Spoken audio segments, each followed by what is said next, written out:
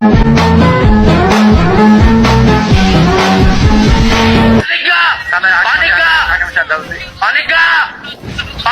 masa enggak?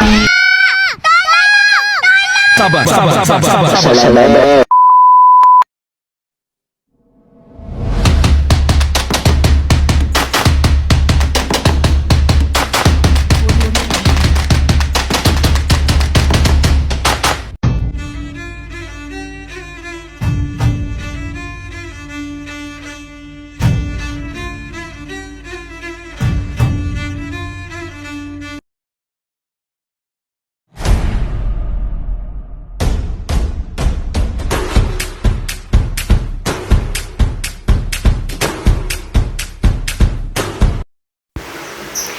Baik, di sini saya akan menjelaskan beberapa contoh kasus limbah yang terjadi di Indonesia. Salah satunya ada contoh kasus pencemaran limbah, yaitu pencemaran air yang terjadi di perairan di kawasan Pulau Pari, Jakarta Utara yang tercemar sampah. Salah seorang nelayan Pulau Pari menuturkan sampah-sampah itu membentang hingga sepanjang sekitar 20 km di sekitar perairan Pulau Pari. Warga tersebut menemukan sampah-sampah itu pada hari Sabtu tanggal 24 Juli tahun 2021 sekitar pukul 9 pagi saat mencari ikan. Lalu ada salah satu warga yang merekam video di daerah perairan tersebut. Video yang direkam tampak sampah-sampah yang mengapung dan mengotori lautan. Warga tersebut menunjukkan satu persatu sampah tersebut, mulai dari ejeng gondok, plastik, hingga batang pohon pisang. Lalu untuk sampah-sampah yang lain juga ada sampah plastik, sedotan, karung, styrofoam, dan lain-lain. Akibatnya, warga tersebut membatalkan niatnya untuk mencari ikan karena buruannya menjauhi tumpukan sampah. Lalu warga tersebut menyebut fenomena sampah itu kiriman di kawasan perairan Pulau Pari yang telah terjadi berulang kali. Sepanjang 2021 ini, Pulau Pari telah tercemar sampah kiriman hingga 4 kali. Lalu, warga tersebut mendesak pemerintah dan masyarakat DKI Jakarta agar menjaga ekosistem laut. Ia meminta agar warga Jakarta tidak membuang sampah mereka ke sungai, sebab sampah tersebut akan hanyut hingga ke pesisir dan mencemari lautan. Dikarenakan laut tersebut adalah sumber kehidupan mereka sebagai nelayan, tempat mencari ikan. Baiknya tolong sama-sama diperhatikan, baik pemerintah Provinsi DKI Jakarta maupun masyarakatnya. Sementara itu, menurut pengkampanye Wahana Lingkungan Hidup DKI Jakarta, meski perairan Pulau Pari telah berulang kali tercemar sampah kiriman, hingga saat ini pemerintah Provinsi DKI Jakarta belum mengambil langkah serius. Menurutnya, Jakarta sudah mengalami darurat sampah plastik, telah mencemari perairan dan pulau-pulau kecil di kawasan Pulau Seribu. Untuk solusinya, menurut saya seharusnya dilakukan penanggulangan sampah, mulai mengubah perilaku, dimulai dengan upaya pilah-pilih sampah di rumah, hingga gaya hidup 3R, reduce, reuse, recycle. Yaitu yang pertama dengan menggunakan kembali sampah organik menjadi kompos contohnya. Lalu yang kedua melakukan daur ulang sampah misal untuk dijadikan kerajinan ataupun yang lainnya. Ketiga dengan mengurangi sampah tersebut. Dalam mengelola sampah yang penting itu harus dimulai dari diri kita masing-masing. Pendidikan mengenai sampah ini juga harus dimulai dari sejak dini. Apalagi mengenai sampah yang dibuang ke laut, yang merupakan sumber kehidupan masyarakat yang bermata pencaharian sebagai nelayan di daerah Provinsi DKI Jakarta, tempat mereka mencari ikan. Jika laut sudah mulai tercemar, maka ikan-ikan yang ada di laut tersebut akan mati dan merusak ekosistemnya. Di Indonesia itu sudah ada komunitas WCD dan telah terdapat respon yang baik dari masyarakat. Terbukti dengan semakin meningkatnya jumlah relawan setiap tahunnya. Para pahlawan lokal seperti relawan WCD di seluruh Indonesia harus terus diapresiasi, dikuatkan, dan dibantu untuk membungkus jaringannya. Selain aksi bersih-bersih, upaya membudayakan dan menggerakkan program-program di tingkat masyarakat seperti program bank sampah juga patut terus disebarkan untuk penyadaran dan peningkatan kemampuan pemilahan sampah yang dihasilkan dari tingkat rumah tangga. Oke, lanjut untuk contoh kasus yang kedua. Ini kasus yang saya ambil dari sekitar rumah saya sendiri, yaitu di daerah Panggung-Rejo, yang terjadi pencemaran tanah di daerah tersebut. Awalnya itu di sana ada tambak. Entah mengapa tambak tersebut seperti ditelantarkan dan tidak terawat. Akhirnya tambak tersebut mengering airnya. Lalu setelah mengering di sana, masyarakat di daerah Panggung-Rejo tersebut membuang sampah-sampah limbah rumah tangga di tanah kosong tersebut. Awalnya sih mungkin ada yang mengawali terlebih dahulu membuang sampah di tanah kosong tersebut. Akhirnya warga yang lain mulai ikut-ikutan untuk membuang sampah tersebut di daerah itu. Lalu sumber pencemarannya itu dari limbah rumah tangga masyarakat berupa sampah-sampah yang ditumpuk di area tambak yang sudah mengering. Reaksi orang sekitar terhadap limbah tersebut yaitu seperti tidak terima gitu. Ya kan memang sampah. Siapa sih yang menginginkan di daerah rumah kita ada sampah yang tertimbun dan berserakan, dan pastinya itu juga akan menyebabkan pencemaran udara yang menimbulkan bau-bau tidak sedap, dan itu juga bisa menjadi wabah penyakit.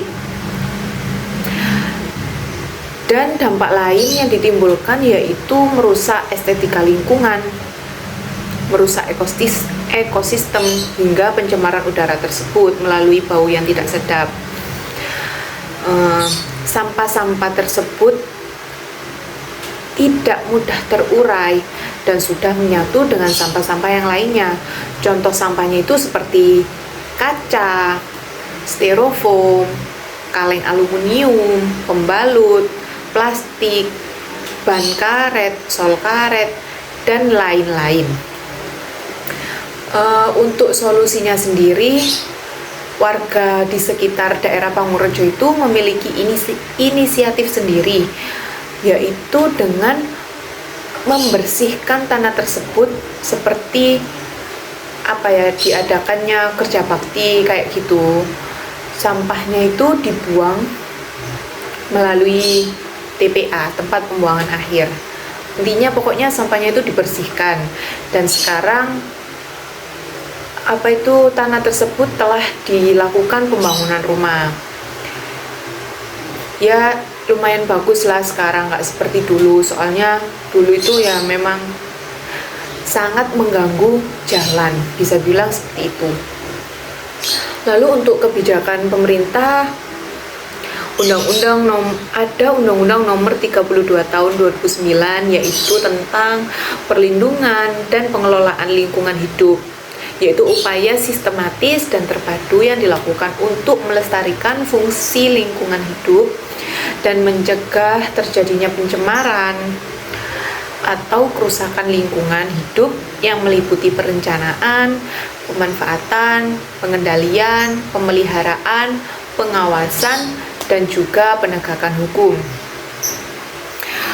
Untuk Kebijakan pemerintah yang selanjutnya ada Undang-Undang Nomor 23 Tahun 1997, yaitu setiap orang berkewajiban memelihara kelestarian fungsi lingkungan hidup serta mencegah dan menanggulangi pencemaran dan perusakan lingkungan hidup, memberikan informasi yang benar dan akurat mengenai pengelolaan lingkungan hidup.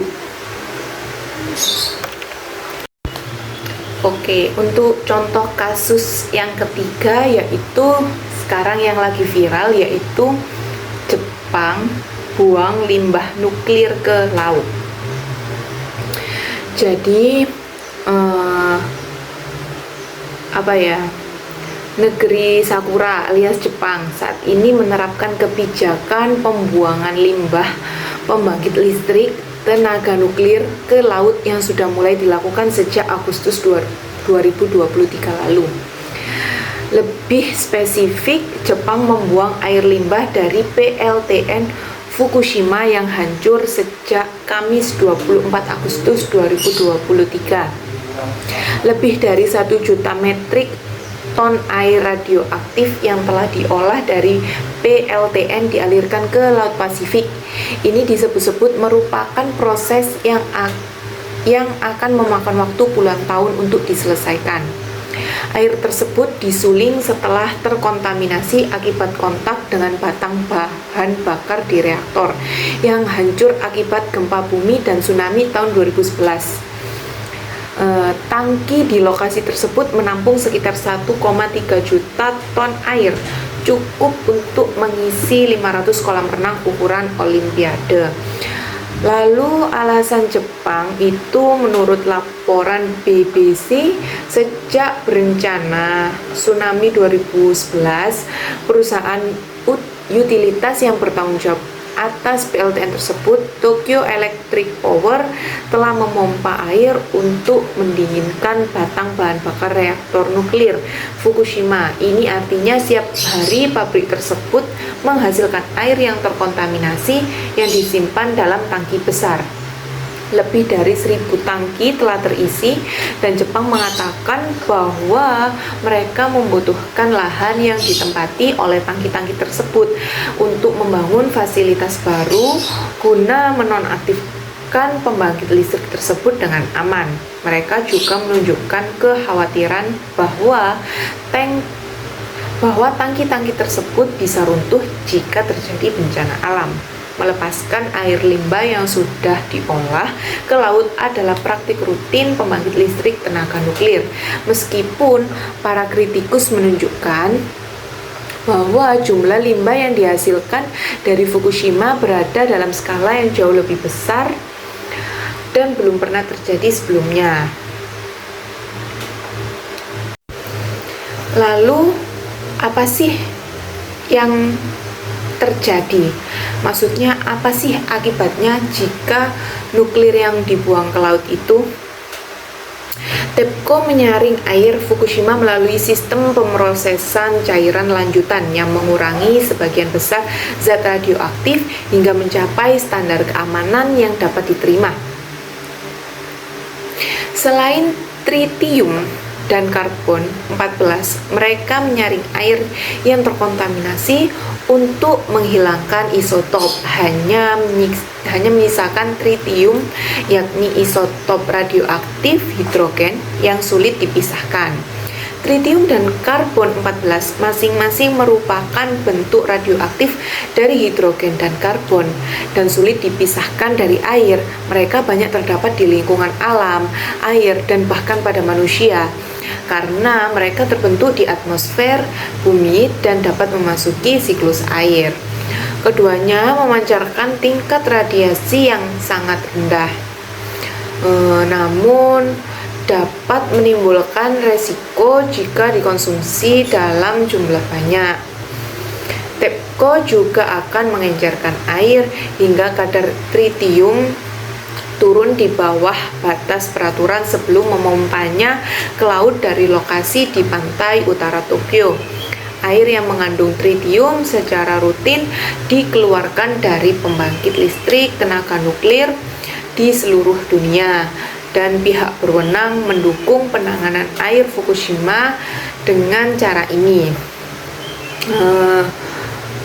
Menurut artikel Scientific America pada tahun 2014, tritium dianggap relatif tidak berbahaya karena radiasinya tidak cukup energik untuk menembus kulit manusia. Jika tertelan dalam kadar di atas kadar air yang dikeluarkan, hal ini dapat meningkatkan resiko kanker. TEPCO dan pemerintah Jepang telah melakukan penelitian yang menunjukkan bahwa air yang dibuang hanya menimbulkan sedikit resiko bagi manusia dan kehidupan laut.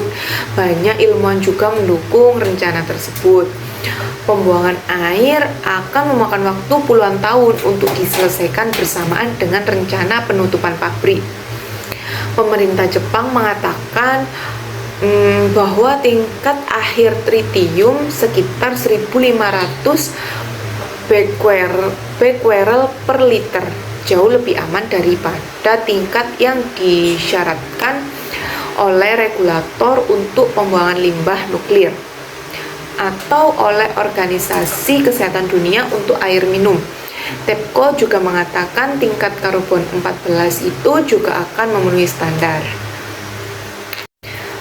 Lalu untuk dampak yang ditimbulkan dari pembuangan nuklir ke laut itu juga mempengaruhi masyarakat Indonesia, karena zat radioaktif itu bisa menyebabkan dampak yang berbeda-beda bagi hewan dan manusia. Untuk manusia bisa terasa pusing atau sakit kepala, epilepsi, pingsan, menyebabkan kanker, bahkan berujung kematian bila kadar kontaminasinya tinggi. Sedangkan untuk hewan bisa menyebabkan kematian, terutama untuk biota laut yang terkontaminasi.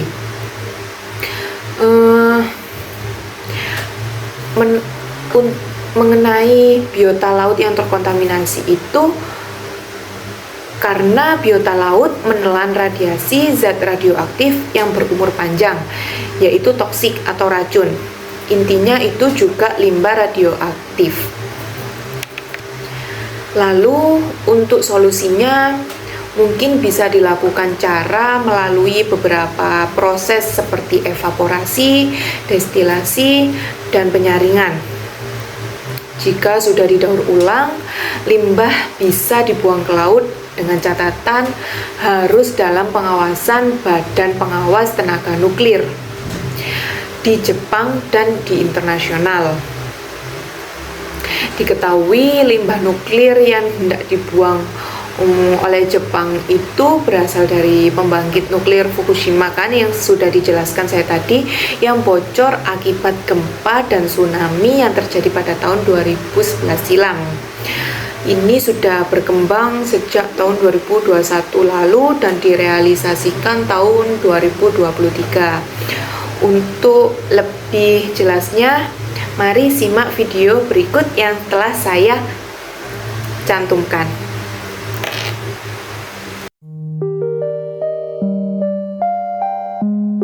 Jepang bikin ketar-ketir negara sekitarnya karena buang limbah nuklir ke laut. Waduh, Jepang mulai membuang limbah nuklir pada Kamis 24 Agustus 2023. Limbah ini sudah disimpan selama 12 tahun. Asalnya dari PLTN Fukushima yang berhenti beroperasi sejak tsunami Jepang tahun 2011. Air limbah seberat 1,34 ton ini berasal dari pendingin reaktor pabrik yang rusak dan air hujan serta tanah yang merembes masuk ke reaktor. Pada 2021, Jepang sudah putuskan untuk membuang limbah ini. Bertahun-tahun Jepang merancang sistem penyaringan khusus untuk mengurangi tingkat radioaktivitas limbahnya. Nah, hasilnya semua unsur radioaktif di limbah itu sudah hilang kecuali tritium yang butuh waktu sekitar 12 tahun untuk terurai. Hal ini dinyatakan operator operator pabrik Tokyo Electronic Power Company atau TEPCO. TEPCO menyatakan telah mengencerkan air untuk mengurangi tingkat radioaktivitas hingga 1.500 becquerel per liter. Angka ini jauh di bawah standar keamanan nasional sebesar 60.000 becquerel per liter. Ini artinya tingkat tritium jauh di bawah batas aman air minum menurut Organisasi Kesehatan Dunia, yaitu 10.000 becquerel per liter. TEPCO mengklaim limbah ini aman dibuang dan tidak akan memberikan dampak radioaktif baik bagi hewan maupun